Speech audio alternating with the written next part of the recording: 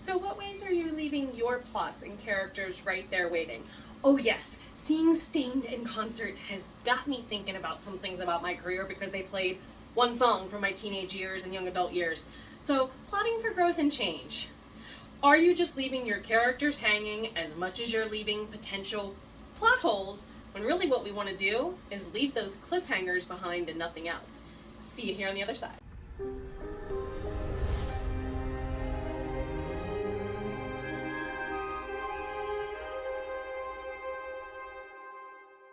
Welcome on back to another episode of Sitting Down with Soul Writer. My name is Jenna O'Malley. I am your soul writer, author of sci-fi fantasy with dashes of romance and nerdy references such as the Merna Annals. The Winged Ones is out on pre-order right now. Check the link in the description box. It will release on June the 6th and we're having a launch party.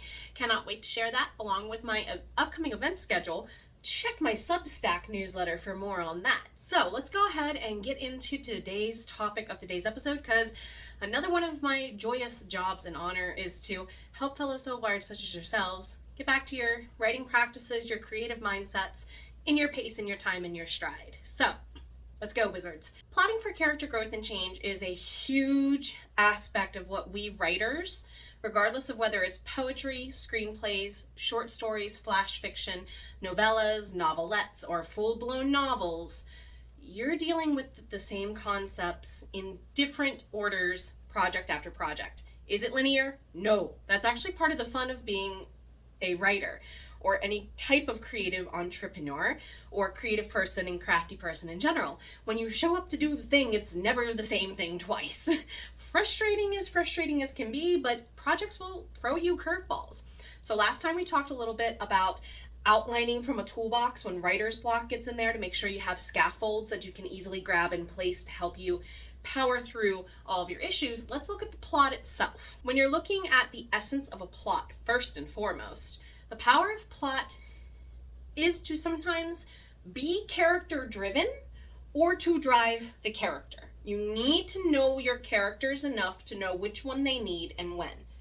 Some characters need the plot to go drop kick, back fence, kick, fire starter, go to your character once in a while. Okay? Some characters might need plot armor for a little bit to protect that from happening to them too. It's still a type of plot hole in a way. Kinda, not really. But you're also kind of considering here, what purpose is the plot for the character and the character for the plot? Are you dealing with more flat characters at the beginning? Do you need to push them to be round? Kind of like how life decides to throw monkey wrenches at us and give us lemons to turn into lemonade. We have the option to decide, do we throw it back or create something with it? So we're kind of mirroring that aspect in life a little bit when we choose these things for creators of our characters' lives, or first reporters, as I consider myself.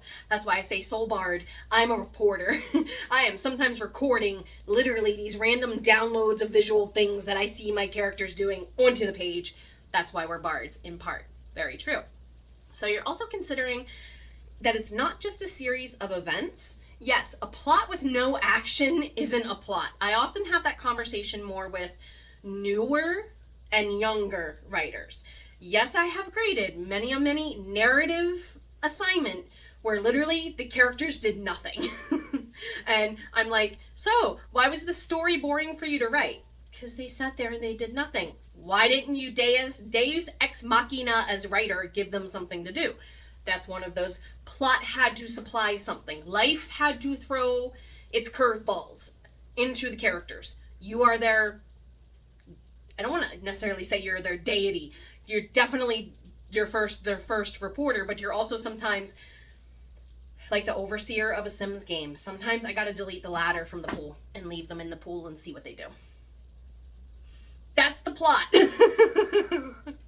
On the other hand, when it's character driven, you're really looking at their motives, their misbeliefs, their beliefs, their acceptances of what the world is, and largely what it is not. Now, often we know where we're headed. This is where, in the YouTube channel Cinema Therapy, the Alan Seawright often says, the director of the team, he often says, you know, it's one thing to have that. It's a complete and other thing to add in the layer of letting us get a glimpse early on of where we're headed. All good movies usually do this. This is why Inside Out is so good. This is why Monsters, Inc. is so good. This is why a lot of the Pixar movies are so good. They give you a glimpse of what's to come, and then we go through the journey of joy to get there. So, what are you doing for your characters to give a sneak peek of what is to come? For better and for worse, okay? I did that with chapter 1 of book 1. Dum, dum, dum, dum. You get to see a shadowy version of what is to come 2 or 3 chapters later. And it happens. Now, you can decide it to happen 2 or 3 chapters later, or you can decide it to happen toward the end. Make sure your characters understand metaphors. All of a sudden I hear Timon's mom from Timon and Pumbaa's movie Lion King 1.5 about he doesn't understand metaphors. Please make sure your characters understand metaphors. Anyway, conflict is often a catalyst for change. Also, a lack of conflict can be a catalyst for change. This is where we get those fantasy stories of you met someone at a tavern and their life is going to you-know-where in a handbasket and they invite the main character to join the party. So the party might not be led by them, but the story is told by them. You often have that kind of feeling in the later books of the Merna Annals, especially when we get to book 5 for season 1. Because, well, Harumi's a bard, and she's in control of those skills in the late game of the story, whereas Rochelle didn't decide to do that in book 2 as much, because she's just done being queen and has more queen things to deal with in book 2 than bard things to do with, like Harumi in book 5. So, internal and external conflicts, misbeliefs of the world, look at them again. Are they propelling? Enough. This is one of those moments in coaching sessions, group and one-on-one, I have often said to clients, how much cheese is on the pizza of your plot? You can never have too much cheese is often the way we say, you don't want to be cheesy about your plot, but you understand what I mean by that. Cheese is often a beloved topping for many people, not all people, on pizza. It is one of the most common favorited toppings for various reasons. It kind of goes and pairs well with a lot of different things, especially when you just consider cheese as a category, not just, over specification to just one type of cheese. To be fair, yes, I'm leaning into my inner Teenage Mutant Ninja Turtle for this advice. So put more of the good stuff in your plot. If there's something that's working, use different facets of it. We do not want the same characters on repeat from book to book to book. Plus or minus 10% still gets you the taste of Coke and or Pepsi. Insert favorite brand of drink or type of drink here. You get that little wiggle room. Those characters can still be a insert your name here character. But we gotta make sure we're using that whole round of 20%. We're saying plus or minus 10%. That's to this direction, that's to that direction, that's forward, that's backwards, that's that axis. You see how it's at least 20%. You can give yourself an axis. In the previous video to this, we talked about things being a coin and spinning it. You have 2 sides to a story. There's more perspectives than that. Spin the coin. Now it's a sphere. It might land on different perspectives from where you started from. Heads up. Same applies here too. You can have a lot of characters who feel similar things, but slightly different, and that's what brings them together. That's also what can make them bring them together on the battlefield and butt heads too. Okay? So be very close paying attention to how the internal and the external, like a balancing board, kind of do even out. Teeter-totter, teeter-totter. Examples from literature and film that do this well. I've given you Pixar, definitely. I would venture to say, if you're more of not so much of a Disney fan, but more of an anime fan, all the Studio Ghibli movies do this of the ones that are most loved. There's certain movies from Studio Ghibli, Tales of Earthsea, that aren't as well loved. And some of you are like, wait a minute. Tales of Earthsea has a movie adaptation? Yes, it does.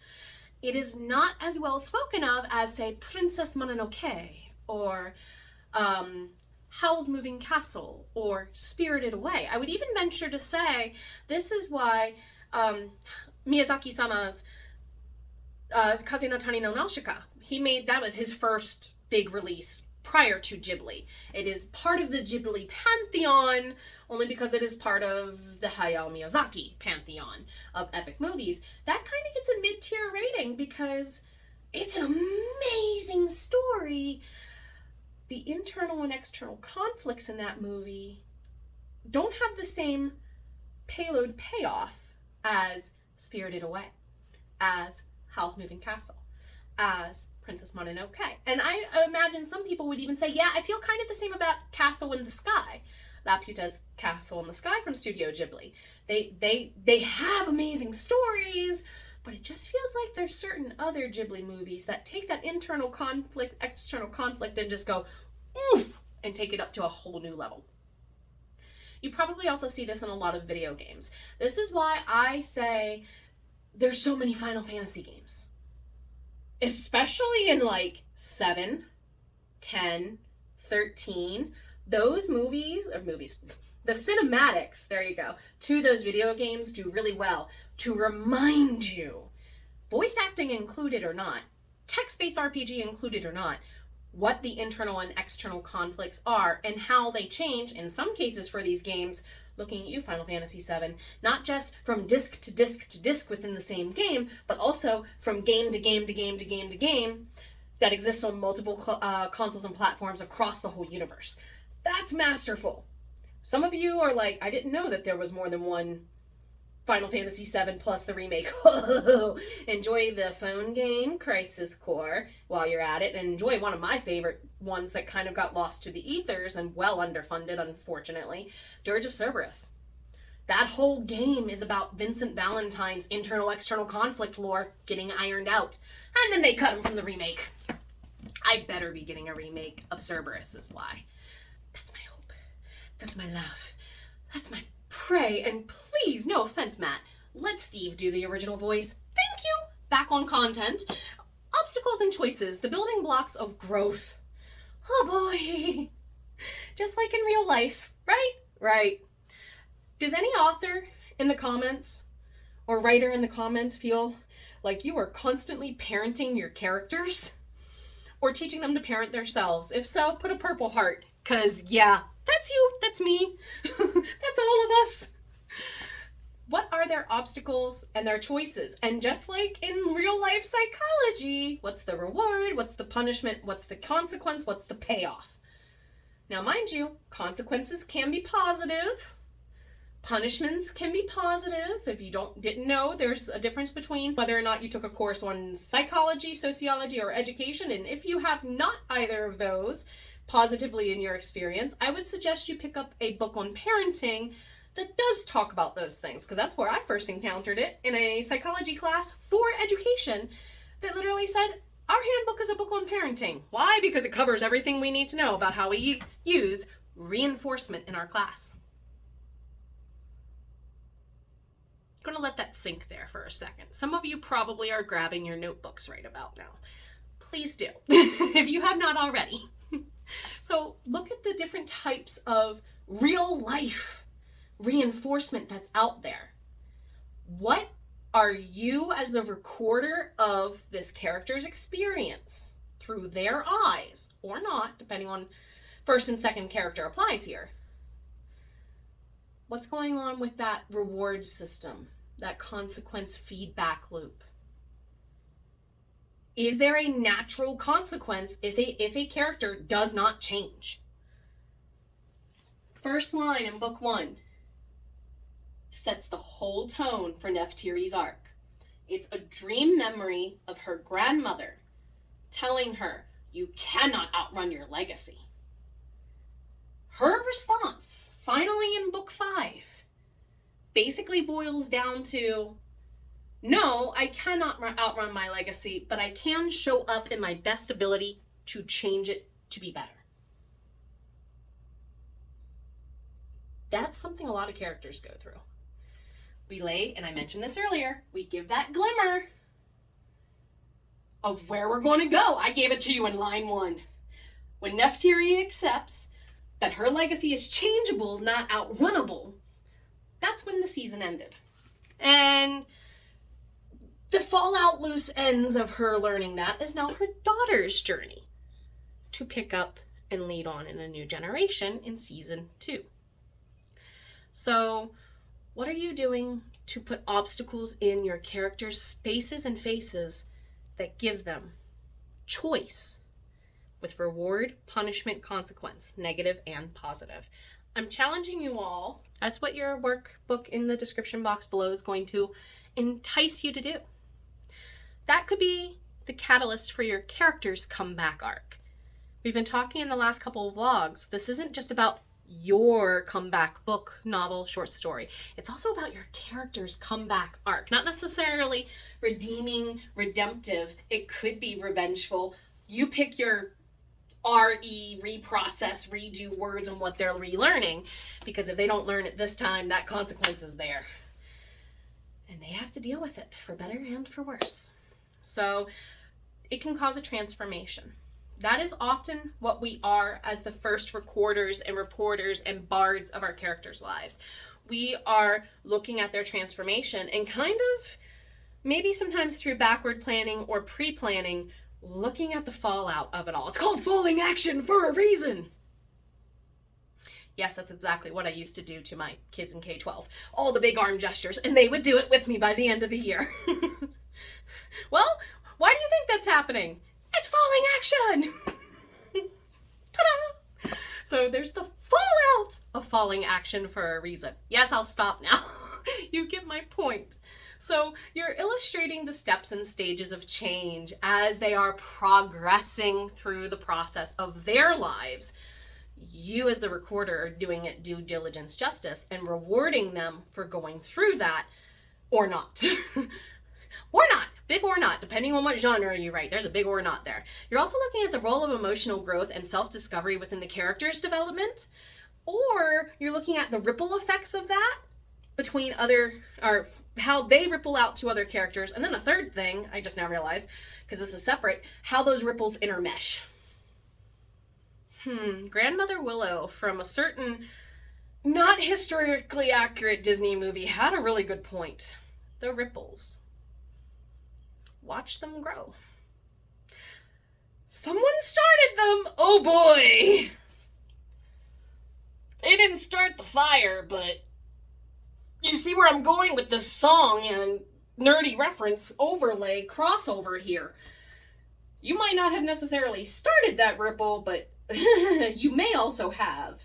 And there's other ripples coming your way. How are they gonna, woo, ebb and flow in the ocean that is the masterpiece you stepped into?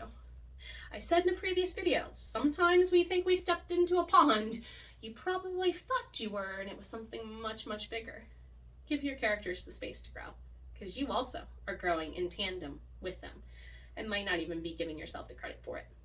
So take care of yourself, because above all, your voice matters. Dang it.